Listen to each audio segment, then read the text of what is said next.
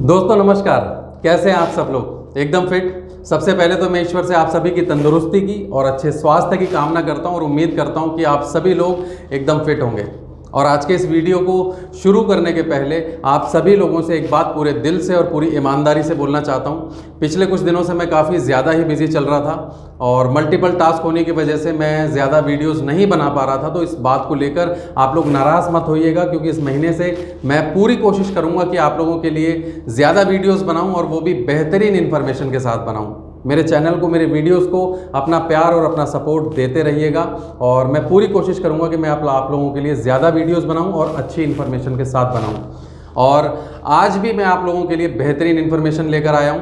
आज का ये जो वीडियो है ये मैंने ख़ास तौर पर बनाया है उन लोगों के लिए जो नेटवर्क मार्केटिंग बिजनेस में कस्टमर हैंडलिंग में चैलेंजेस फेस कर रहे हैं, यानी कि जिनके कस्टमर बन तो जाते हैं लेकिन उसके बाद टूट भी जाते हैं या कोई उन्हें तोड़ लेता है। मेरे पास बहुत सारे लोगों के मैसेजेस आते हैं और कई लोगों से मेरी बात भी होती है। लोग बताते हैं कि सर बड़ी मुश्किल से कस्टमर बनाए थे, कई महीने हो गए थे, प्रोडक्ट भी दे रहा था, लेकिन अब कस्टमर ने ज़्यादा डिस्काउंट के चक्कर में ऑनलाइन प्रोडक्ट लेना शुरू कर दिया और सारे बने बनाए जो कस्टमर हैं मेरे वो ख़राब हो गए हैं। बहुत लोग ये भी बताते हैं कि सर किसी और डिस्ट्रीब्यूटर ने मेरे कस्टमर्स को ज़्यादा डिस्काउंट पर प्रोडक्ट दे दिया और अब मेरे जो कस्टमर हैं वो वहाँ से प्रोडक्ट ले रहे हैं और इस वजह से मेरे काफ़ी लोगों से रिलेशन भी ख़राब हो गए हैं, क्योंकि लोगों को ऐसा लगता है कि मैंने उनसे ज़्यादा पैसे ले लिए और मैंने उनको लूट लिया है। तो मैं क्या करूं, कुछ समझ नहीं आ रहा है। दोस्तों आज के इस वीडियो में मैं आपको बताने वाला हूं कि कैसे इन प्रॉब्लम्स को, इन सिचुएशंस को आप फेस करें, कैसे अपने कस्टमर बेस को स्ट्रॉन्ग बनाएं और आपके और कस्टमर के रिलेशन को कैसे बनाए रखें। और साथ ही साथ आज का ये जो वीडियो है ये उन लोगों के लिए भी बहुत फ़ायदेमंद है जो किसी भी प्रकार का खुद का बिजनेस कर रहे हैं, कोई प्रोडक्ट सेलिंग कर रहे हैं या फिर कोई सर्विस प्रोवाइड कर रहे हैं। वो भी आज के इस वीडियो को ज़रूर देखें, क्योंकि आज मैं आपको बताने वाला हूं कि कस्टमर आपकी किन बातों से अट्रैक्ट होता है, कस्टमर आपकी किन बातों से प्रभावित होता है और कैसे आपके कस्टमर आपके साथ हमेशा जुड़े रहते हैं। एंड आई एम श्योर कि आप सभी लोग ये बात ज़रूर जानना चाहते होंगे, राइट? कैसा हो यदि आपके बहुत सारे कस्टमर बन जाएं और कैसा हो यदि आपके कस्टमर आपको एक बार नहीं, दो बार नहीं, बल्कि बार बार लगातार कंसिस्टेंसी के साथ हर महीने ऑर्डर करें। और सबसे ज़रूरी बात, कैसा हो यदि आपके कस्टमर कभी आपको छोड़ कर ना जाएं, आपको रिप्लेस ना करें, यानी कि सिर्फ और सिर्फ आपसे ही प्रोडक्ट लेकर इस्तेमाल करें। मज़ा आ जाएगा ना? क्योंकि यदि ऐसा होगा तो पहली बात तो आपके पास हर महीने कंसिस्टेंसी के साथ ऑर्डर आएंगे, जिसकी वजह से आपकी जो सेल है वो स्टेबल हो जाएगी।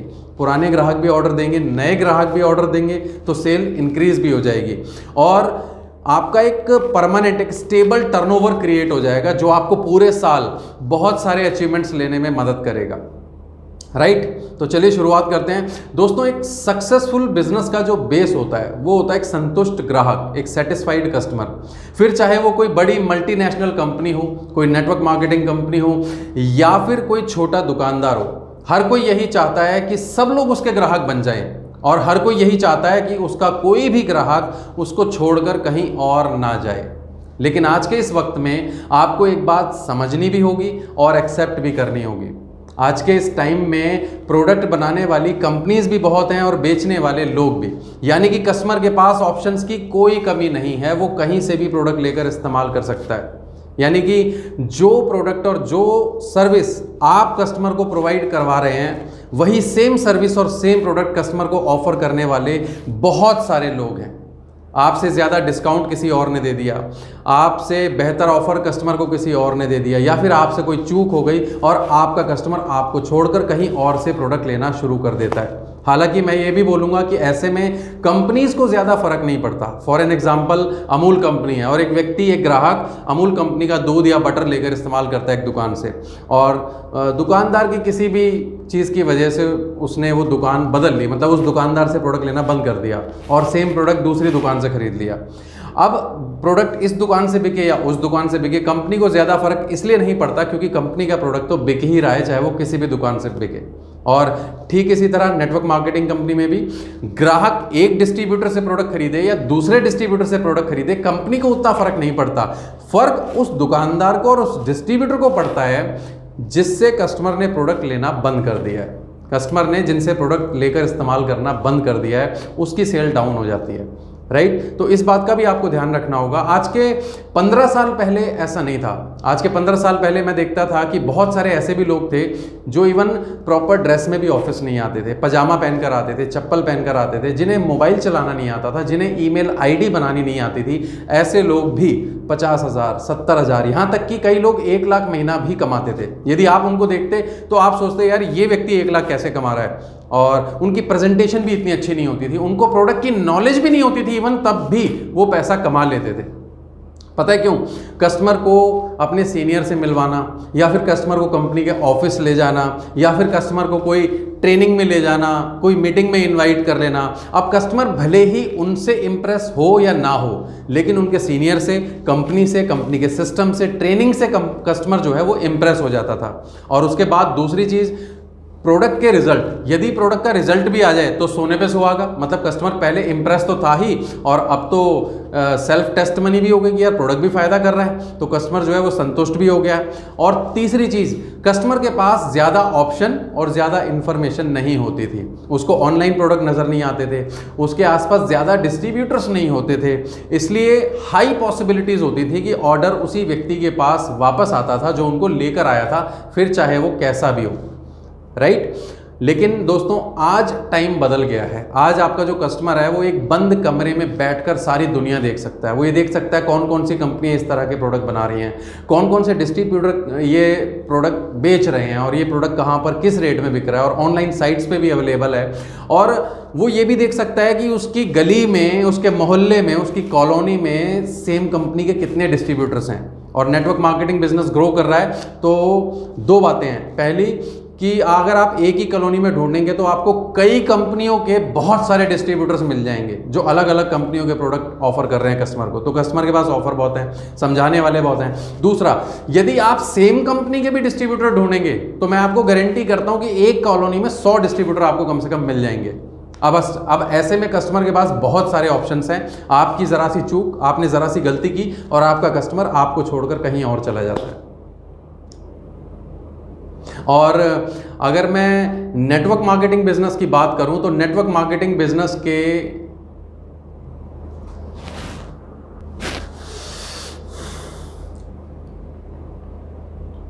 और यदि मैं नेटवर्क मार्केटिंग बिजनेस की बात करूं तो नेटवर्क मार्केटिंग बिजनेस के हालात तो ये हैं कि पहले एक डिस्ट्रीब्यूटर लोगों को ढूंढता है, फिर उन्हें अप्रोच करता है, कन्विंस करता है, समझाता है, मीटिंग करता है, फॉलोअप करता है, उन्हें कस्टमर बनाता है या उनका फॉर्म साइन करवाता है, और महीने 2 महीने 4 महीने बाद पता लगता है कि वही कस्टमर किसी और से प्रोडक्ट लेकर इस्तेमाल कर रहे हैं।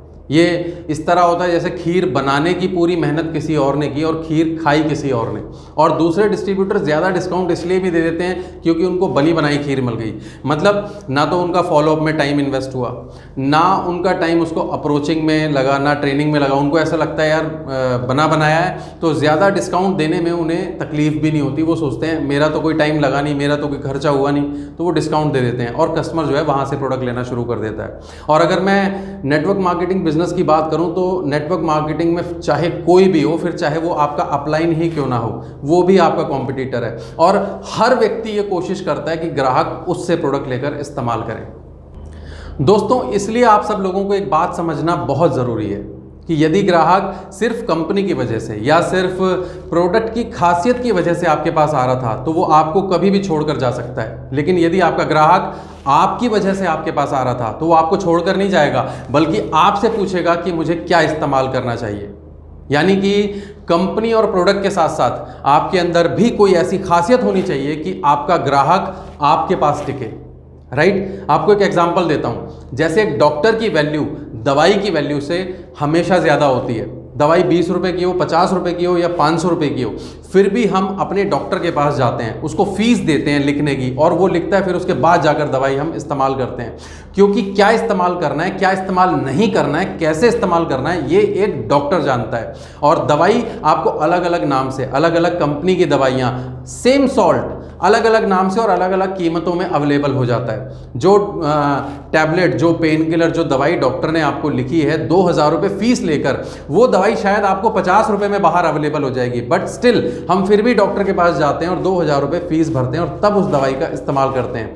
ठीक इसी तरह आपको भी अपने बिजनेस का डॉक्टर बनना होगा, आपको अपने बिजनेस का एक्सपर्ट बनना होगा, मास्टर बनना होगा। आपकी वैल्यू आपके प्रोडक्ट की वैल्यू से 100 गुना ज़्यादा होनी चाहिए, तो ग्राहक आपके पास टिकेगा। आपको एक इंसिडेंट सुनाता हूँ। मैंने एक पर्सन को एक बार प्रोडक्ट दिए, ये करीब 7-8 साल पहले की बात है। मैंने एक कस्टमर को प्रोडक्ट दिए और 1-2 महीने बाद प्रोडक्ट से सेटिस्फाई होकर, मेरी सर्विस से सेटिस्फाई होकर, थोड़ा रिलेशन अच्छा बन गया। उन्होंने मुझे कहीं रेफ़र करा कि रवि जी उनको भी प्रोडक्ट चाहिए, आप दे के आओ, और मैं दूसरी जगह गया।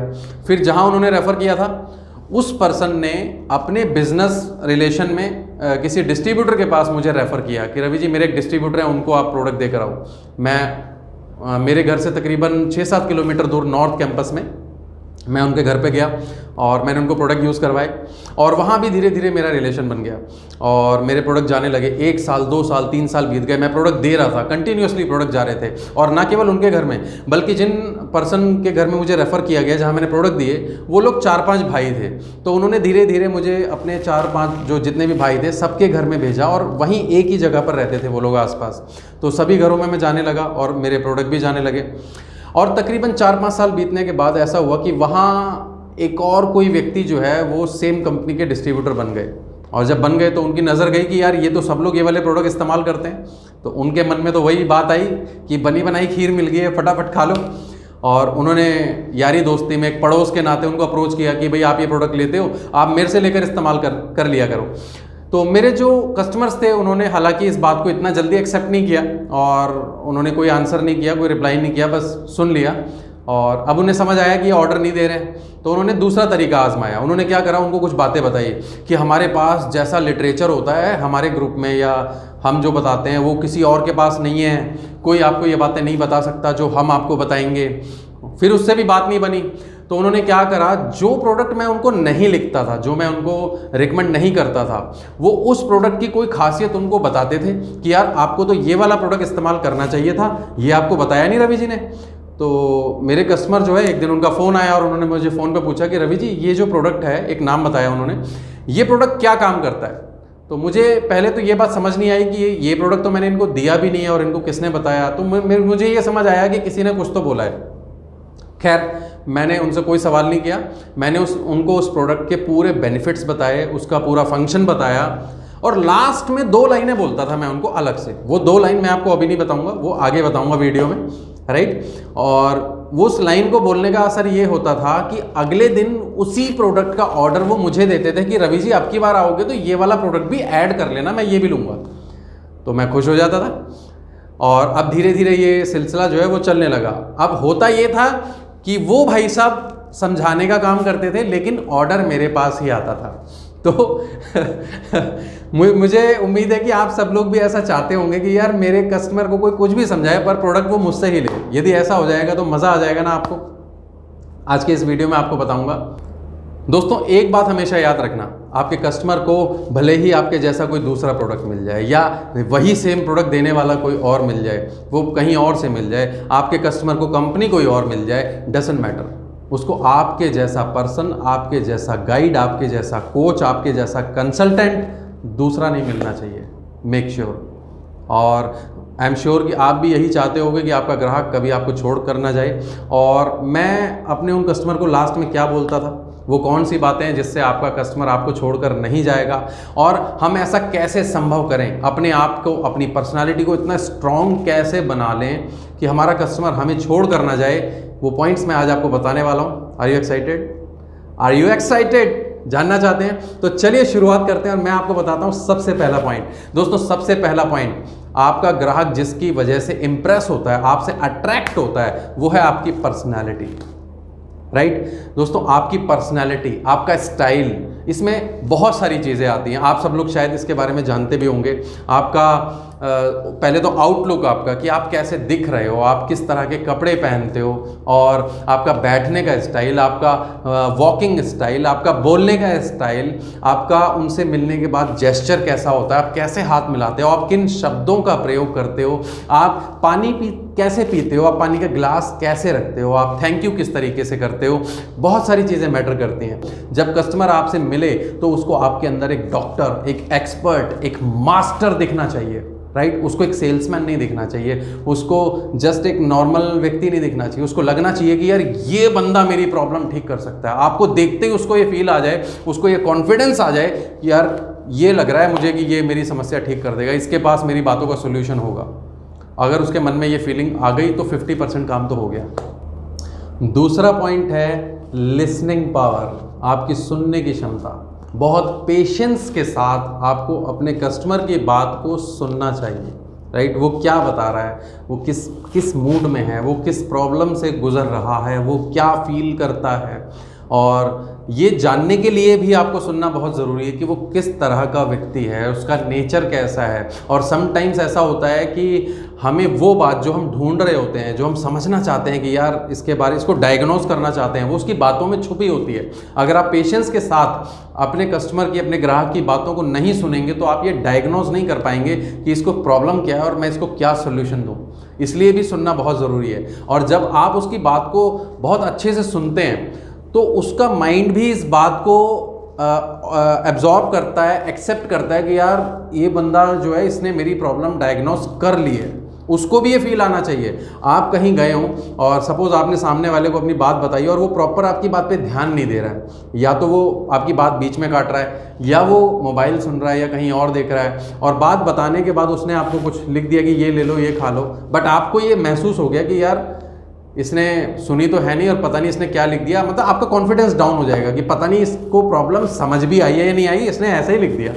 लेकिन आप जब किसी की बात को पूरी गंभीरता के साथ सुनते हैं तो उसको ये यकीन मजबूत होता जाता है कि यार ये मेरी प्रॉब्लम को समझ रहा है और ये जो बताएगा वो सही बता रहा है, राइट। तो ये बहुत ज़रूरी है। और जब आप सुनते हैं उनकी बात को तो आप इन कुछ ऐसे शब्दों का उपयोग करें, लाइक जैसे डोंट वरी, आप घबराइए मत, मैं समझ सकता हूँ आप क्या बोल रहे हैं। इस तरह के शब्दों का उपयोग करने से उसको ये एहसास होगा कि यस, आप उसकी बात को पूरा अंडरस्टैंड कर रहे हैं, राइट।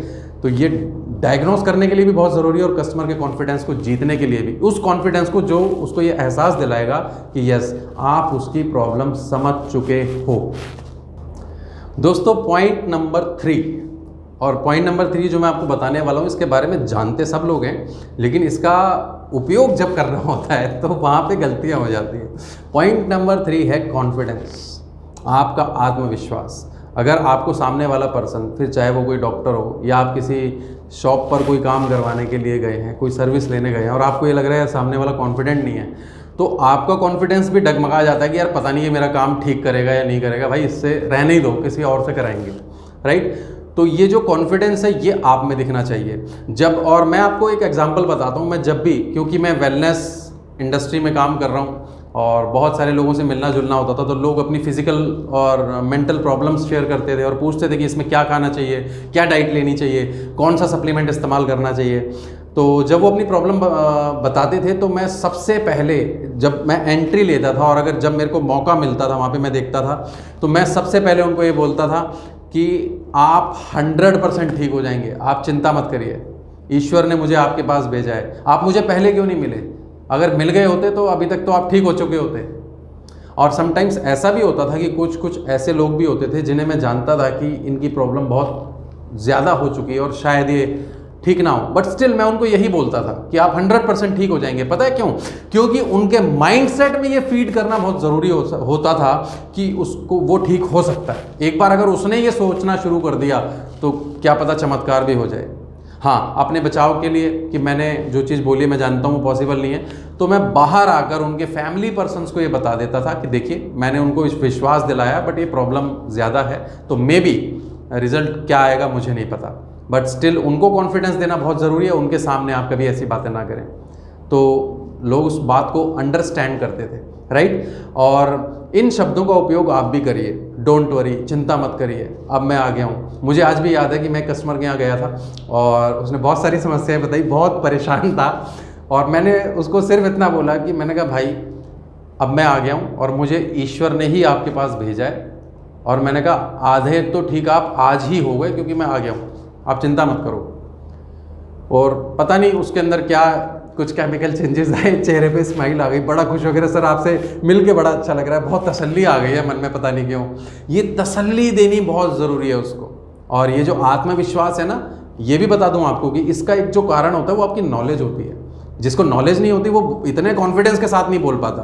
तो नॉलेज भी अपने प्रोडक्ट की लेते रहो, उसकी मास्टरी होनी चाहिए आपको, कि उसकी एक एक बात पता हो आपको, राइट। एक किस्सा आपको सुनाता हूँ। अच्छा हाँ, आपके जो कॉन्फिडेंस है उसकी असली परीक्षा कब होती है? असली परीक्षा तब होती है जब कोई प्रॉब्लम क्रिएट होती है। आपने किसी को कोई सर्विस यूज़ कराई, कोई प्रोडक्ट यूज़ कराया और कस्टमर की कंप्लेंट आई है, या कस्टमर को कोई दिक्कत आ चुकी है आपके दिए हुए प्रोडक्ट की वजह से, या फिर आपने जो सर्विस दी है उसकी वजह से उसको कोई प्रॉब्लम आ चुकी है और वो फ़ोन करता है उस प्रॉब्लम के लिए। तो जाहिर सी बात है कि वो तो गुस्से में होगा कि भाई ये क्या दे दिया, मेरी तो प्रॉब्लम और ज़्यादा बढ़ गई है, ये क्या दे के चले गए। उस वक्त आपकी नॉलेज की, आपके कॉन्फिडेंस की परीक्षा होती है। एक छोटा सा इंसिडेंट आपको सुनाता हूँ जो बहुत साल पहले मेरी टीम में हुआ था, मैं आज भी याद करता हूँ वो पुराने किस्से। मेरी टीम में एक पर्सन थे, मैं उनका नाम आपको नहीं बताऊँगा। वो एक पर्सन को लेकर आए जो उनके घर से थोड़ा ही दूर 500 मीटर की दूरी पर रहते थे। उन्होंने उनसे शेयर किया, प्रोडक्ट शेयर किए और बताया कि ऐसे ऐसे प्रोडक्ट्स हैं, और मेरे पास लेकर आए और मैंने भी उनको बताया। तो उन्होंने प्रोडक्ट ले लिए। प्रोडक्ट लेने के जस्ट नेक्स्ट डे उनका जो कॉल है उन भाई साहब के पास आया जो मेरी टीम में डिस्ट्रीब्यूटर थे। जब कस्टमर ने उनको फ़ोन किया तो उनकी बेटी ने फ़ोन किया था, जिस पर्सन को हमने प्रोडक्ट दिए उनकी बेटी ने फ़ोन किया था कि आप पापा को क्या दे के चले गए हो, पापा ने सिर्फ एक बार यूज़ किया और मेरे पापा को पता नहीं क्या हो गया, अचानक से वो गिर गए हैं, उठ नहीं पा रहे हैं यार। तो अब जो वो पर्सन थे वो भाई साहब पहले तो अपने घर से बाहर निकल के कहीं पार्क में जाके बैठ गए। अभी वो उनको बुला रहे हैं, वो उनके घर ही नहीं जा रहे हैं, और उन्होंने मुझे फ़ोन लगाया कि रवि सर जो उन्हें प्रोडक्ट दिए थे उन्हें पता नहीं क्या हो गया। तो मैंने उनसे सबसे पहले ये बोला कि आप पहले वहाँ जाओ कि दिक्कत क्या है, हमने कोई गलत चीज़ थोड़ी दी है, बिल्कुल सही चीज़ दी है, आप टेंशन मत लो और इसमें कोई दिक्कत नहीं है, आप जाओ मिलो, पता तो करो प्रॉब्लम है कहाँ पर, हो सकता है प्रॉब्लम कहीं और हो, आप क्यों घबरा रहे हो। मेरे बहुत हिम्मत देने के बाद वो उनके घर गए, बट स्टिल क्योंकि उनके पास नॉलेज नहीं था, या यूँ कह दो कि उस प्रॉब्लम को फेस करने की हिम्मत नहीं थी, तो वो डरते डरते गए। और जब वहाँ पर गए तो वो जो डर था उनका वो उन पर हावी हो गया, क्योंकि वो जो पर्सन थे उनको बहुत मोशन लगे और कमज़ोरी फील हुई, और वो बस बैठे हुए थे। वो अपने पेट साफ़ करने के लिए जा रहे थे और आके बिस्तर पे बैठे हुए थे बस, और कुछ कर नहीं पा रहे थे, बहुत वीकनेस फील कर रहे थे। जब वो वहाँ पहुँचे तो उनका पहला जो रिएक्शन था उनको लेटे हुए देख के, मेरे जो डिस्ट्रीब्यूटर थे उन्होंने जाते के साथ ही एक एक्सप्रेशन दिए, सिर्फ ये क्या हो गया। इस एक्सप्रेशन को देने के बाद वो जो पर्सन थे और उनकी बेटी थी, उनकी फैमिली थी, उनका जो फ्यूज़ था वो उड़ गया। बोले इनको खुद को कॉन्फिडेंस नहीं है, क्या दे दिया, ये क्या खिला दिया इन्होंने, पता नहीं क्या कर देंगे ये लोग। अब उन्होंने फ़ोन मिलाया मुझे कि आप तो हमारी रवि जी से बात कराओ, हमें आपसे बात नहीं करनी, आप उनसे बात कराओ, क्या नहीं तो कुछ हो जाएगा। उन्होंने वहीं से डरते डरते फ़ोन मिलाया और वहीं से सेम लाइन रिपीट कर रहे हैं मुझे कि रवि सर हमने इनको प्रोडक्ट दिए थे, इनको पता नहीं क्या हो गया है। मैंने सबसे पहले उनको ये बोला कि मैंने कहा आप कहाँ पे खड़े हो, बोले मैं उनके घर पे ही हूँ। तो मैंने कहा आप उनके सामने इस तरीके से क्यों बोल रहे हो, तो डर जाएंगे बेचारे। तो अब डर तो चुके थे क्योंकि वो बोल चुके थे। मैंने कहा ठीक, मैं आपके आसपास ही हूँ और मैं 15-20 मिनट में आपके पास पहुँच रहा हूँ। मैं वहाँ पर पहुँचा और जैसे ही मैं पहुंचा तो अगेन वो डर जो था वो तो हावी हो चुका था। अब सारी फैमिली पर उनका पता नहीं कुछ हो तो नहीं जाएगा, सही चीज़ दी है, क्या दे दी है, बहुत सारे सवाल थे उनके। और मैंने उनको आराम से बिठाया, मैंने कहा आप टेंशन क्यों ले रहे हो, मैंने कहा किस बात की, मैंने कहा आप बैठो पहले। सबको बिठाया और फिर मैंने उनसे पूछा कि क्या प्रॉब्लम हुई है। तो उन्होंने बताया वीकनेस बहुत लग रही है, मैं खड़ा ही नहीं हो पा रहा हूँ, बार बार मोशन आ रहे हैं, मुझे पेट साफ कर होने के लिए जाना पड़ रहा है, और इतनी वीकनेस तो मुझे कभी नहीं लगी। तो मैंने कहा बुरा मत मानना, बट आपको तो खुश होना चाहिए। तो मेरी बात सुन के वो कहते हैं खुश होना चाहिए। बोले खुश कैसे होंगे। तो मैंने कहा ये जो प्रोडक्ट का असर है ये लोगों को 1-1, 2-2 महीने में होता है, आपको पहले दिन में असर हो गया। हाँ बस थोड़ा सा जो है ज़्यादा असर हो गया, दैट्स इट। मैंने कहा आपके पेट की गंदगी निकल रही है, आप क्या चाहते हो, इस गंदगी को अंदर ही रोक दें। मैंने कहा ठीक है, आज से प्रोडक्ट लेना बंद कर दो, जैसे थे आप वैसे ही रहो। तो मेरा बोलने के बाद उनका जो कॉन्फिडेंस खत्म हो चुका था, 50% वापस आया। बोले सर सही बताओ। अरे मैंने कहा सही क्या बताओ, मैंने कहा दो ही चीज़ हो रही है ना, वीकनेस तो लगेगी, आप 6-6 बार मोशन जा रहे हो, बार बार जा रहे हो, और दूसरा आपका पेट साफ हो रहा है। मैंने कहा ये बताओ, पेट से कोई सोना चांदी तो नहीं निकल रहा ना, गंदगी ही तो निकल रही है। अगर गंदगी होगी तभी तो निकल रही है ना, वरना क्यों निकलती। अब जैसे ही मैंने उनको ये समझाया, उनकी जान में जान आई कि यार शुक्र है भगवान का कि कुछ हुआ नहीं है पापा को। तो और मैंने फिर उनको समझाया, हाँ मैंने थोड़े से चेंजेस किए, डोज कम कर दिया कि सर ये ऐसे ऐसे लो, और 1-2 दिन थोड़ा सा पानी पियो, केला वेला खाओ, आपको आराम आ जाएगा। और ऐसा ही हुआ, 1-2 दिन बाद उनको आराम आया और उन्हें बहुत अच्छा लगने लगा। उसके बाद उन्होंने साल भर लेकर प्रोडक्ट इस्तेमाल करे, और मेरे जो डिस्ट्रीब्यूटर थे वो खुश हो गए। हालांकि बाहर आके मैंने उनको डांटा, मैंने कहा यार आप ऐसे कैसे किसी के सामने बोल सकते हो। तो भाई इस बात का ध्यान रखो, अगर आपके पास सोल्यूशन नहीं भी है तो आप ऐसे एक्सप्रेशन किसी को मत दो कि जो मरने के पहले ही मर जाए। जब भी आप किसी को पास जाते हो तो उसे आस दो, उसे होप दो, उसे इंस्पायर करो, उसको मोटिवेट करो। भले ही आपको ये पता हो कि यार कुछ नहीं होने वाला, बस स्टिल मोटिवेट करो उसे। तो मैं यही करता था, मेरे पास सोल्यूशन हो ना हो, मैं उनको ये बोलता था कि चिंता मत करो, मैं बैठा हूँ ना, सब ठीक हो जाएगा। और ये जो मोटिवेशन था, ये जो कॉन्फिडेंस था, ये कहीं ना कहीं मैं उनका दिल जीत लेता था। तो वो हमेशा मुझे ही फ़ोन करते थे कि रवि जी एक प्रॉब्लम है और हमें आपसे ही मिलना है। ये लाइन आपके कस्टमर के मुंह से निकलनी चाहिए कि मुझे आपसे ही बात करनी है, आप कब मिलेंगे। अब दोस्तों पॉइंट नंबर 4, चौथा पॉइंट है आपका आई कांटेक्ट और आपकी नज़र। राइट, आप जब भी कस्टमर से मिलते हैं, कस्टमर आपकी दुकान में आते हैं, आपके ऑफिस में आते हैं, या आप कस्टमर के घर जाते हैं, आपका आई कांटेक्ट कैसा है। ठीक, और मैं सच बताऊं तो कॉन्फिडेंस जो होता है वो हमेशा आंखों में दिखता है। और जो बंदा झूठ, हालांकि कई लोग बहुत माहिर होते हैं पाखंड करने में, वो झूठ भी सच की तरह बोलते हैं, बट स्टिल झूठ बोलने वाला कभी ना कभी आंख ज़रूर चुराएगा।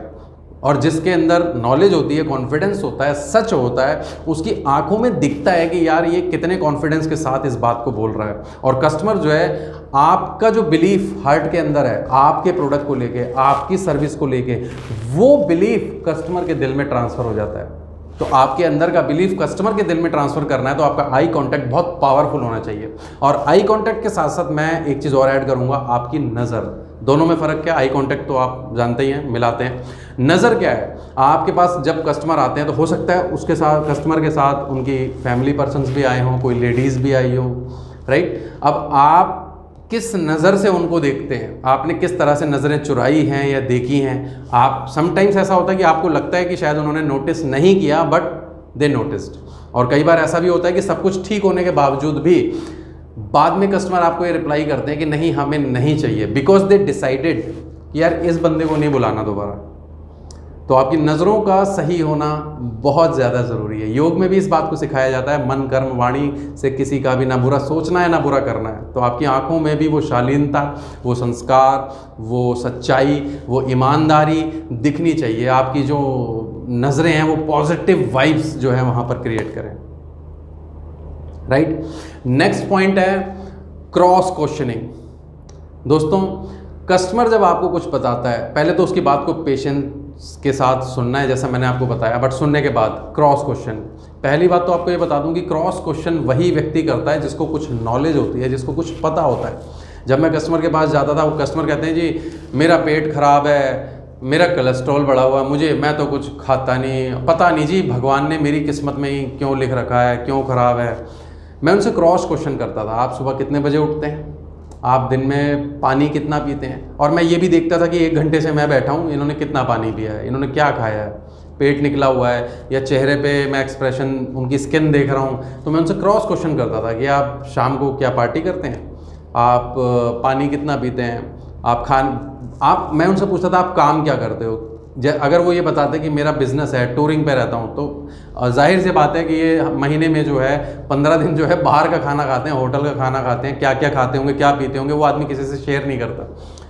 तो वहाँ से मैं कैच कर लेता था। और जब आप क्रॉस क्वेश्चन करते हैं तो कस्टमर को भी ये बात समझ में आ जाती है कि इस बंदे को नॉलेज है और इसे पता चल चुका है कि मैं क्या करता हूँ। जैसे एक ज्योतिषी को पता चल जाता है, आप उसके पास जाओ ना पूछने, अगर ज्योतिषी एक्सपीरियंसड है, एस्ट्रोलॉजर, तो वो आपकी कमज़ोरी तुरंत पकड़ लेता है कि ये बंदा गलती कहाँ पर कर रहा है, क्यों कर रहा है, और वो बोल देता है कि भाई ऐसा करते हो क्या, तुरंत आप हिल जाते हो कि यार इससे कैसे पता चल गया। द सेम वे अगर आपने कस्टमर से क्रॉस क्वेश्चन करके ये पता लगा लिया कि ये क्यों बढ़ रहा है इसका कोलेस्ट्रॉल। मेरा एक कस्टमर था जो मुझे कहता था, मैं तो कुछ ऐसा, लेडीज़ थी, कहते मैं कुछ ऐसा खाती नहीं हूँ बट स्टिल जो है मेरा ये बढ़ा हुआ है वो बढ़ा हुआ है।